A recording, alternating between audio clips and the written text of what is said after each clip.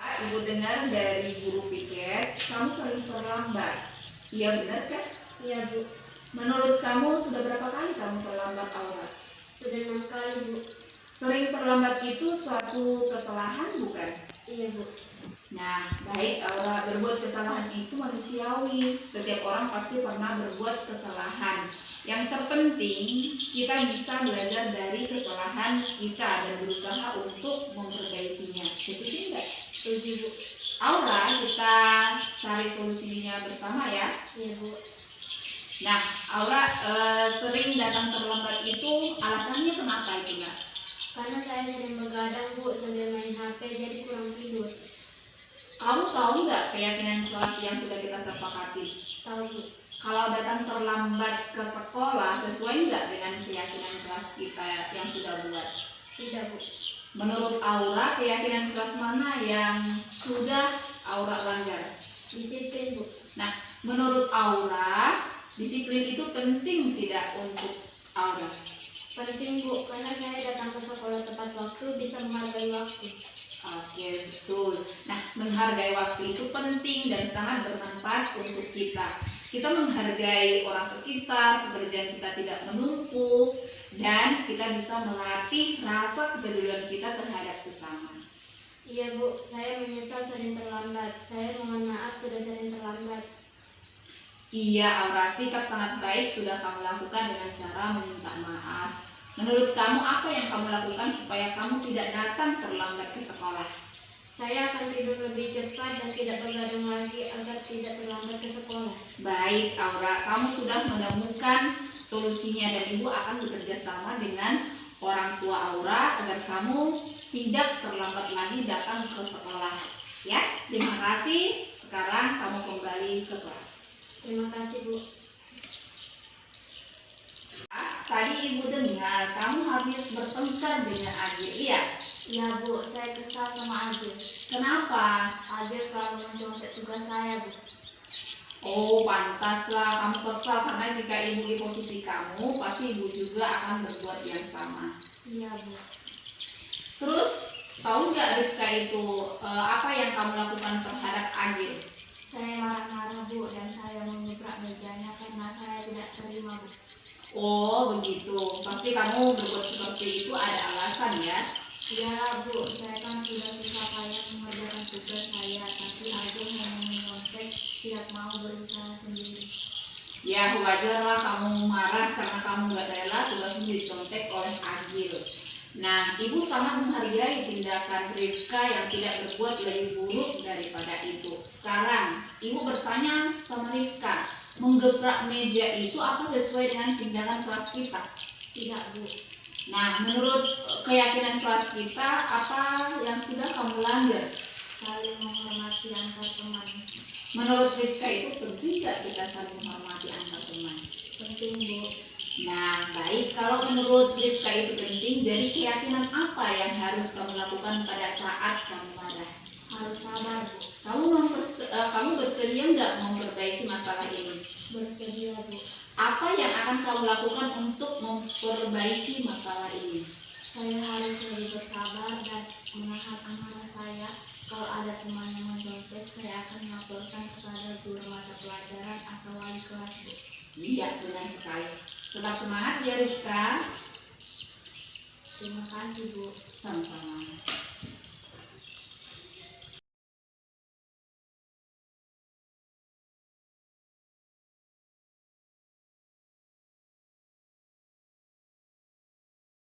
Terima kasih buat siang hari ini sudah hadir dalam acara diseminasi budaya positif, dan terima kasih juga kepada Bapak Kepala Sekolah yang sudah hadir pada penyampaian atau presentasi salah satu daripada tugas guru penggerak yang mana itu adalah budaya positif.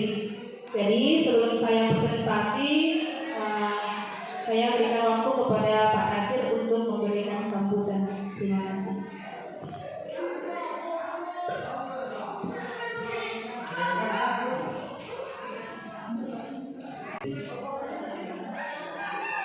Selamat siang dan salam sejahtera untuk kita semua.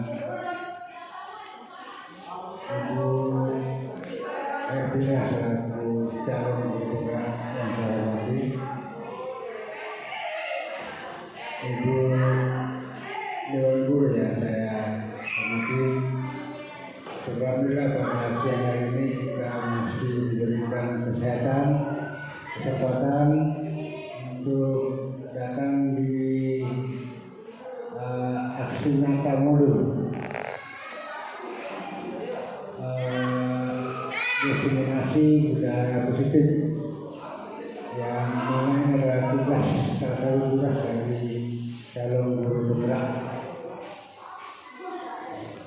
Dalam pula kita kirimkan salawat yang salam atas junjungan kita Nabi Muhammad SAW, Nabi yang diutus oleh Allah Subhanahu Wa Taala sebagai Rasul dan terbaik bagi kita semua. Ibu calon guru penggerak dan ibu-ibu yang guru yang saya katakan, pada kesempatan ini tidak banyak yang saya sampaikan, hanya saja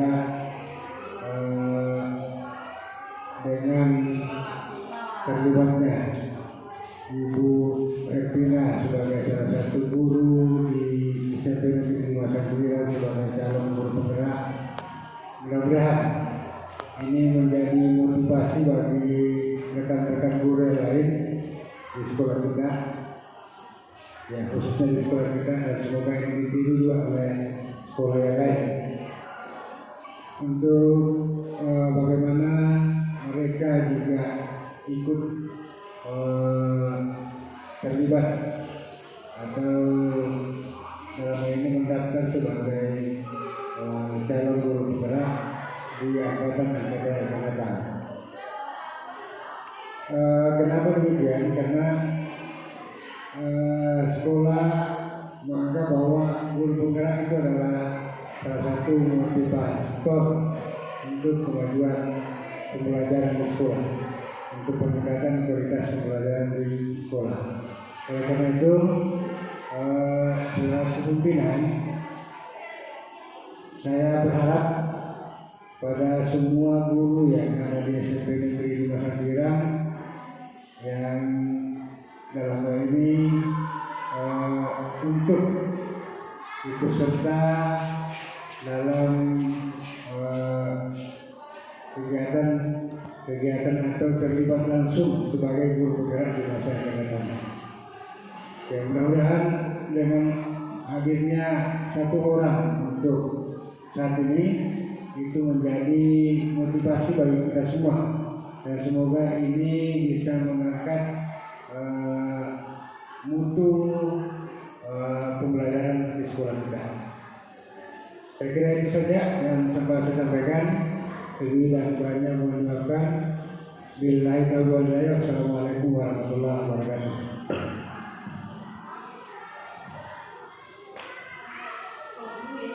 Yang mana ini sosialisasi atau penyampaian budaya positif, yang mana ini adalah modul terakhir dalam modul 1, yaitu modul 1.4.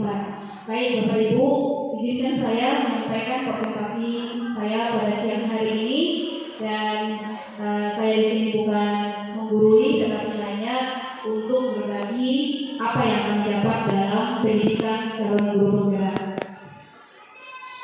yaitu tentang budaya positif. Pada siang hari ini saya akan menyampaikan ada 7 yang akan saya sampaikan, yaitu konsep utama budaya positif.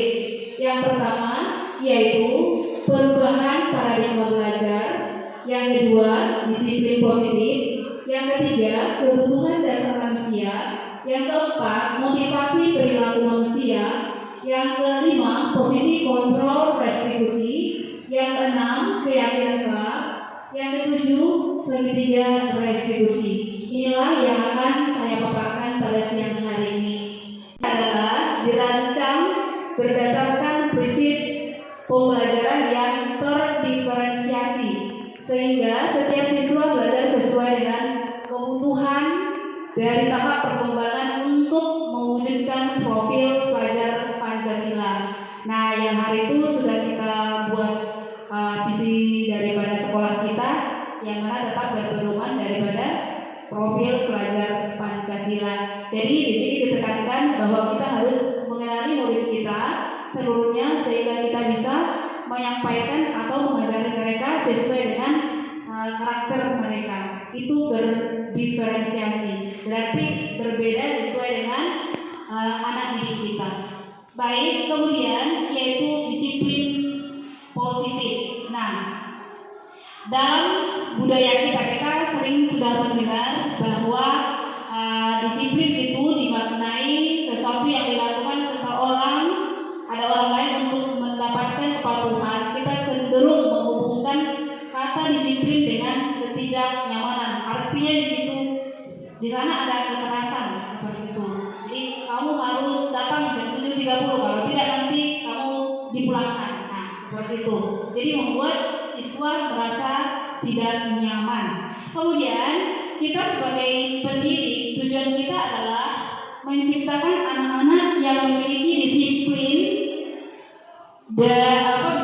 diri sehingga mereka bisa berperilaku dengan mengacu pada nilai-nilai kebajikan universal dan memiliki motivasi intrinsik bukan ekstrinsik. Nanti saya jelaskan apa itu motivasi intrinsik dan motivasi ekstrinsiknya. Kemudian akan beralih ya ke disiplin positif, merupakan salah satu cara penerapan disiplin yang bertujuan untuk menumbuhkan kesadaran serta memberdayakan anak untuk melakukan sesuatu tanpa sogokan, tanpa ancaman ataupun hukuman. Berarti peserta didik kita itu nggak tahu, oh, saya sebelum 7.30 harus sudah hadir. Oh, saya tidak boleh mencontek. Nah, itu timbul dari diri daripada peserta didik kita. Kemudian apa yang mendasari ya setiap siswa kita itu melakukan sesuatu hal yang salah atau pelanggaran peraturan? Ada yang mendasari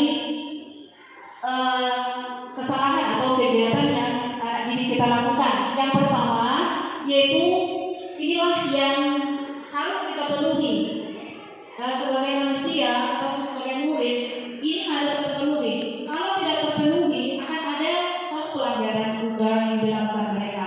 Yang pertama bertahan hidup, yaitu survival.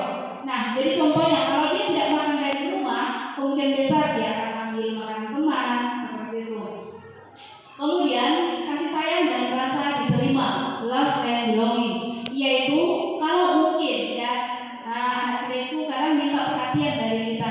Jadi kemungkinan besar mereka mengaktualisasikan atau bersikap tidak baik buat kita, baik pun untuk temannya. Jadi itu salah satu contoh ya, meminta perhatian daripada bapak ibu guru. Kemudian kebebasan. Jadi anak-anak kita itu juga maunya dia jangan dikekang seperti itu.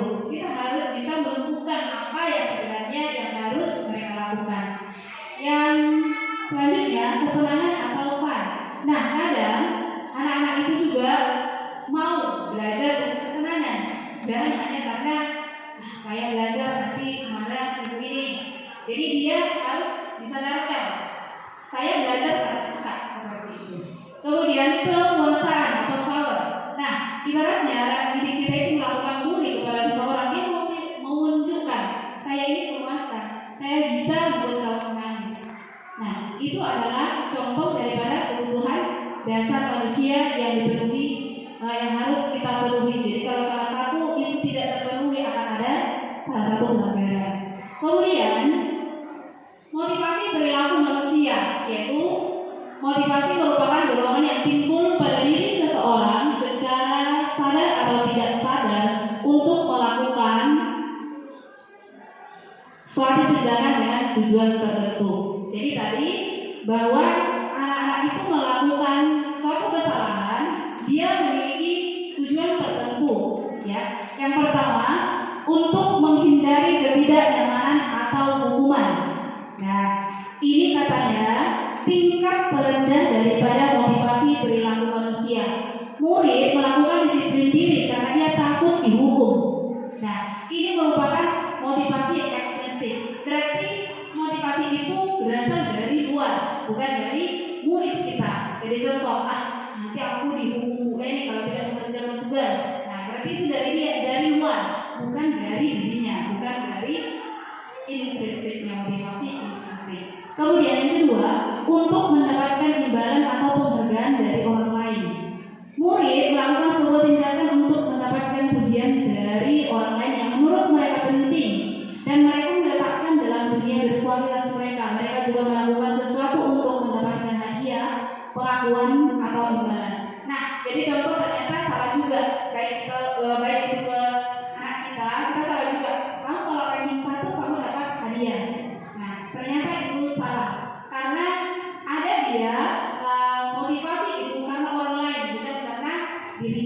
sendiri.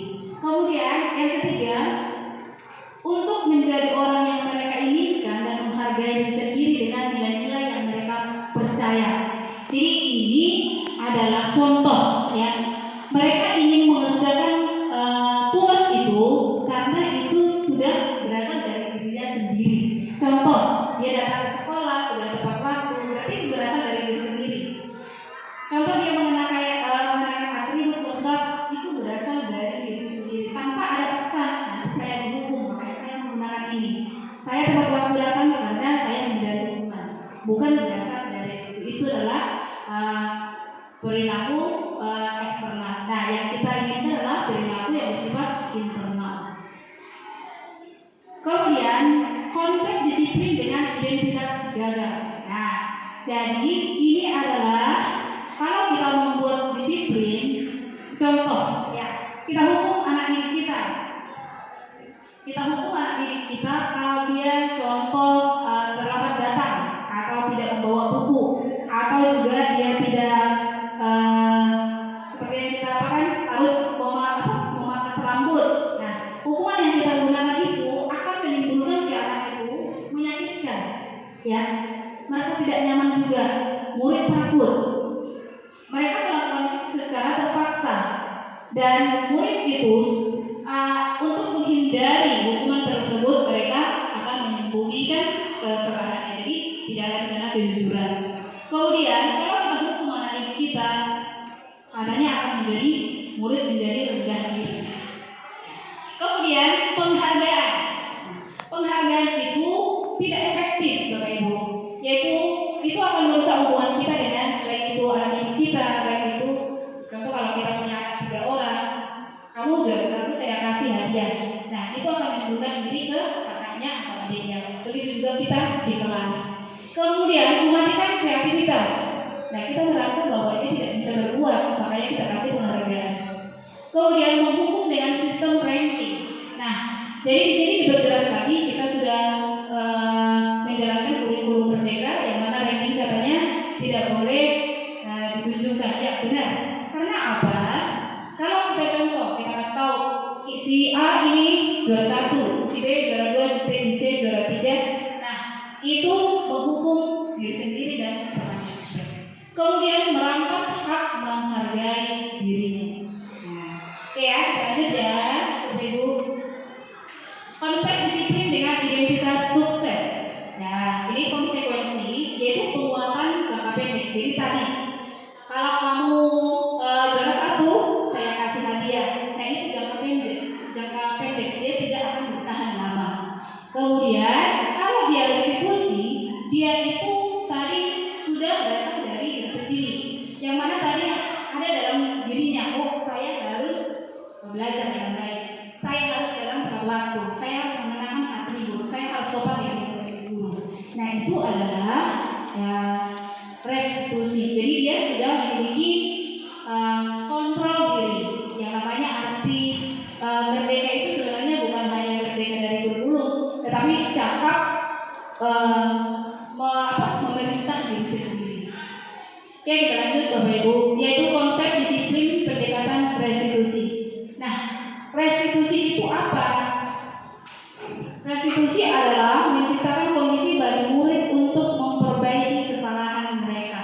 Nah, jadi ini restitusi ini kita harus berkolaborasi dengan anak didik kita, yaitu menentukan apa yang menjadi keyakinan. Biasanya kita buat peraturan, udah tanpa kita melibatkan anak didik kita. Nah, ternyata di sini kita harus melibatkan semua warga sekolah. Apa ya ciri-ciri restitusi tersebut? Nah, restitusi itu ya untuk menebus kesalahan, namun untuk belajar dari kesalahan. Nah, seperti tadi dia terlambat, kita tanya dulu, kamu kenapa terlambat? Ada apa? Jadi kita validasi dulu. Kemudian memperbaiki hubungan. Nah, kemudian kita ada tawaran, bukan paksaan. Nah, kalau bagaimana kalau besok kamu tidak terlambat lagi seperti itu. Kemudian restitusi diri adalah cara yang paling baik. Fokus pada karakter bukan tindakan. Jadi tadi untuk karakter bukan hukuman. Kemudian menguatkan dia percaya diri melakukan sesuai dengan disiplin yang sudah disepakati. Kemudian, apa ya perbedaan daripada hukuman, konsekuensi, restitusi? Hukuman itu seperti tadi. Kalau kamu tidak hadir jam 7.30, kamu dihukum, kamu akan hormat bendera, itu hukuman. Kemudian kalau konsekuensi, contoh, si A menumpahkan air di atas meja dan kita harus melapnya, itu konsekuensi. Sedangkan dia restitusi, dia menanyakan sebabnya apa dan bagaimana mengatasi kesalahan tersebut. Jadi di sini guru menghukum murid tersebut menghormat bendera. Kemudian konsekuensi, guru memberikan konsekuensi untuk mengerjakan PR-nya saat istirahat. Jadi dia tidak dipisah dari temannya. Kamu keluar. Sedangkan restitusi, guru menanyakan keyakinan kelas. Nah, kita kan sudah membuat kesepakatan kelas bahwa tugas harus dikerjakan tepat waktu. Sesuai kan dengan guru. Nah, itulah perbedaan daripada hukuman, konsekuensi, dan restitusi. Kemudian, inilah posisi kontrol guru restitusi. Ya, inilah posisi kita. Nanti kita lihat diri kita ya, di mana kita posisinya. Penghukum dan seperti ini. Nah, oke. Kemudian pembuat rasa bersalah. Kemudian pemantau atau manajer. Nah, di sini ada penjelasannya. Nah, inilah kita Bapak Ibu guru di posisi mana? Kasus yaitu siswa tidak memakai atribut lengkap saat upacara bendera. Nah, ini adalah kasusnya. Oke, yang pertama, patuhi aturan sekolah lalu berdiri di barisan. Nah, di depan barisan itu hukuman, artinya mempermalukan dan lain sebagainya. Pembuat rasa bersalah. Berapa kali bu guru harus memberitahu kamu, bu guru kecewa sama kamu. Nah, itu merasa bersalah. Kemudian akan posisi kita bisa juga sebagai teman buat murid kita. Ayolah yang tertib buat guru bangga kali ini, tidak apa-apa misalnya. Kemudian kalau dia memantau, kamu sudah melanggar apa peraturan dan konsekuensinya, dia memantau. Kemudian kalau dia manajer, apa kamu tahu kesalahanmu? Kira-kira bagaimana kamu akan memperbaiki kesalahan ini? Nah, dia akan meminta memancing atau menanyakan ke siswa tersebut bagaimana untuk memperbaiki ya kesalahannya. Bapak Ibu, di sini ada keyakinan kelas. Nah, saya mau menanyakan di sini ada mengapa tidak peraturan kelas saja? Mengapa harus keyakinan kelas? Kenapa tidak peraturan? Kenapa harus keyakinan kelas? Bapak Ibu, di sini ada dia yang pertama. Mengapa kita memiliki peraturan tentang penggunaan helm pada saat mengendarai kendaraan roda 2 atau motor? Bapak Ibu, jawabannya apa ya kalau begini? Mengapa kita memiliki peraturan tentang penggunaan helm? Kenapa kita harus menggunakan helm? Karena apa? Bapak Ibu? Supaya mengurangi risiko kecelakaan. Iya, supaya mengurangi risiko kecelakaan, berarti nilai kebajikannya adalah keselamatan. Oke. Baik, terima kasih Bayu. Kemudian yang kedua, mengapa kita memiliki peraturan tentang penggunaan masker dan mencuci tangan setiap saat? Mengapa ini? Kenapa kita harus menggunakan masker kalau pada saat ini COVID atau banyak bulan seperti itu? Dan mencuci tangan setiap saat. Agar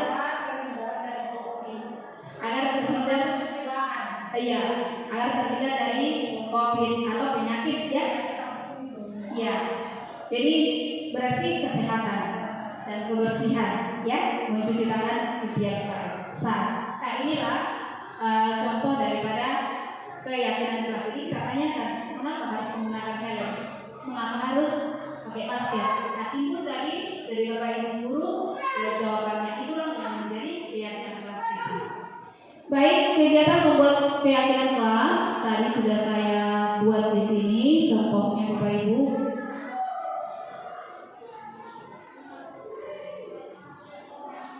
Nah, jadi tadi itu kita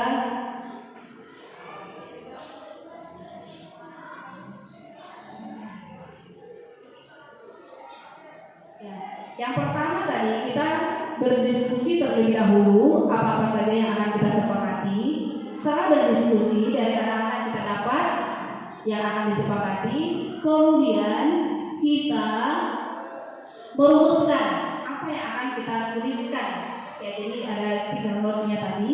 Kemudian setelah itu anak-anak sudah menuliskan, kemudian menempelkan keyakinan kelas tersebut. Nah, itulah yang sudah mereka yakini atau yang familiar kita sebut dengan tata tertib sekolah.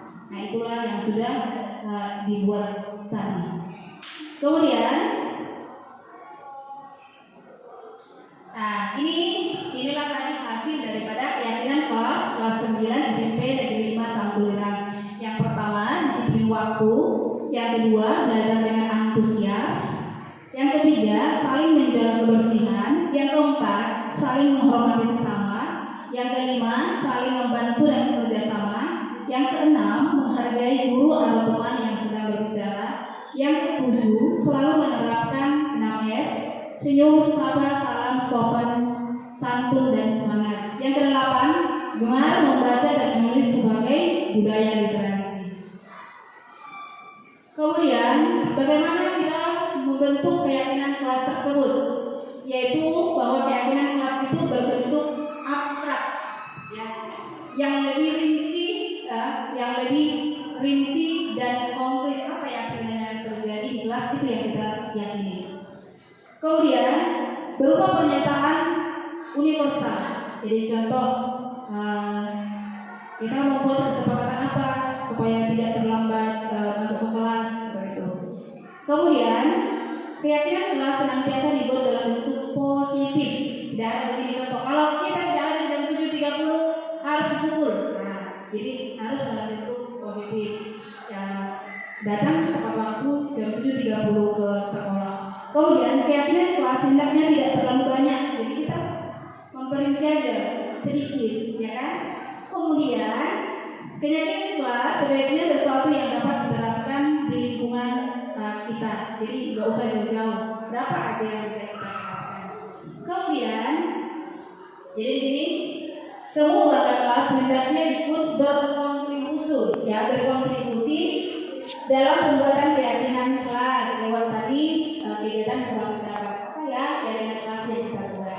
Kemudian bersedia meninjau kembali keyakinan kelas dari waktu ke waktu. Bagaimana semangat kita bulan ini berjalan dengan baik. Baik Bapak Ibu, untuk dia keyakinan kelas itu timbul kalau dia mengalami suatu permasalahan, ya. Jadi yang pertama yang kita lakukan adalah menstabilkan identitas. Jadi contoh kali saya datang dia terlambat, kita tanya dulu kenapa terlambat. Nah, menstabilkan identitas, setiap orang pasti pernah melakukan kesalahan. Kamu bukan satu-satunya yang pernah melakukan. Jadi kita posisikan pernah di posisi dia, ya. Kemudian validasi tidak salah. Jadi semua perilaku punya alasan, ya. Jadi sini, kamu tentu punya alasan mengapa kamu terlambat, ya. Adakah cara yang lebih efektif untuk mendapatkan apa yang kamu butuhkan atau bagaimana kamu supaya tidak terlambat? Kemudian menanyakan keyakinan, ya. Jadi kita tanya keyakinan kelas apa yang kita sepakati, bukan yang kita sudah sepakati tidak terlambat dalam waktu. Kamu ingin menjadi orang seperti apa? Oke. Nah, baik kita lanjut ya Bapak Ibu. Nah, ini adalah contoh penerapan segitiga restitusi.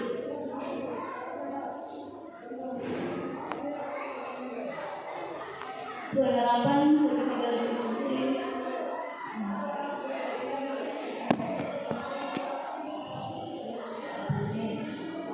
Baik, Bapak Ibu di sini aura ini dia itu sering terlambat, ya, sering dia terlambat datang ke sekolah. Jadi untuk itu saya gunakan dengan tahap restitusi yang mana tadi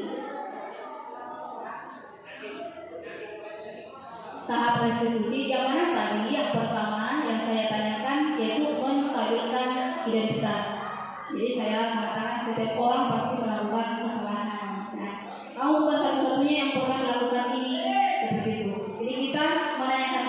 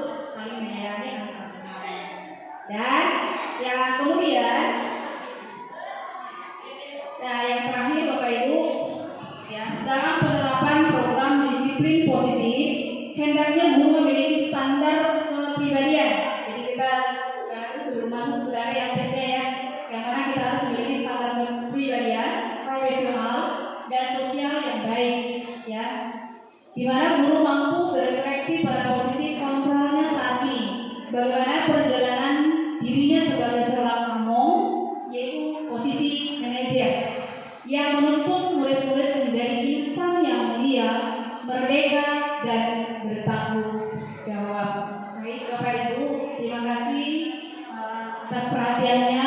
Demikianlah presentasi saya pada siang hari ini, yaitu tentang budaya positif. Bapak Ibu, mana tahu ada yang mau ditanyakan, silakan Bapak Ibu.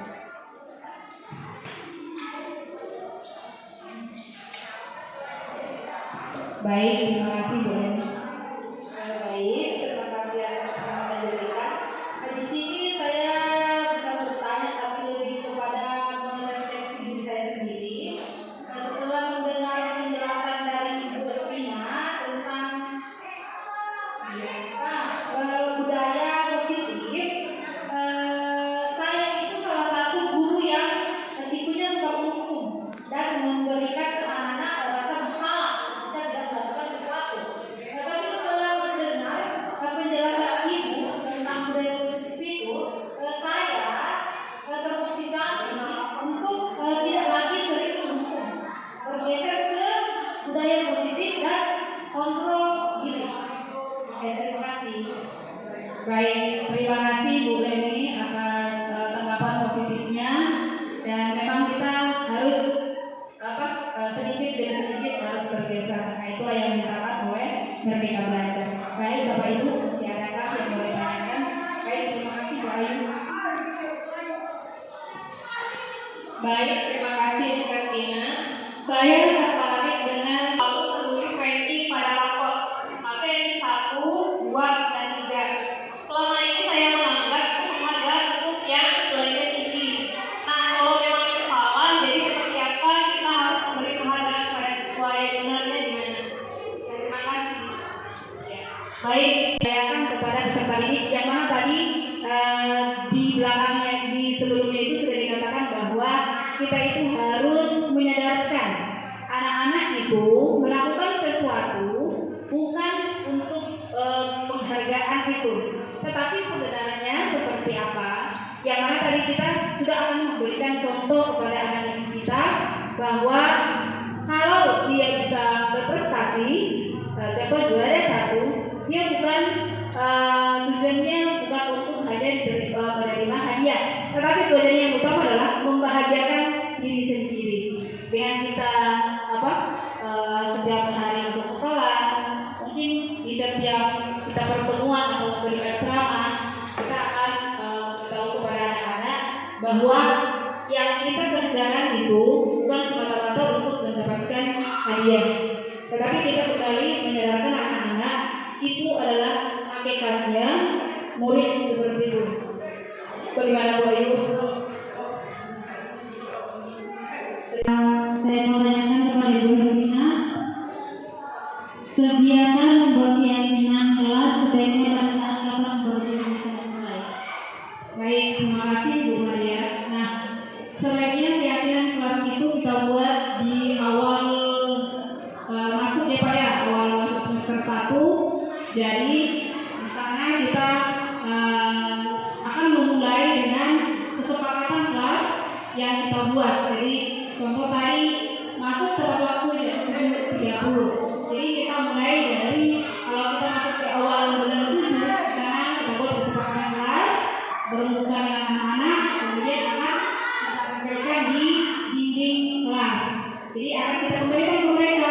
Kita kan sudah sepakati 7.30 harus di kelas. Nah, seperti itu. Jadi di awal tahun daripada acara-acara. Ya. Bagaimana atas diskusi pada siang hari ini.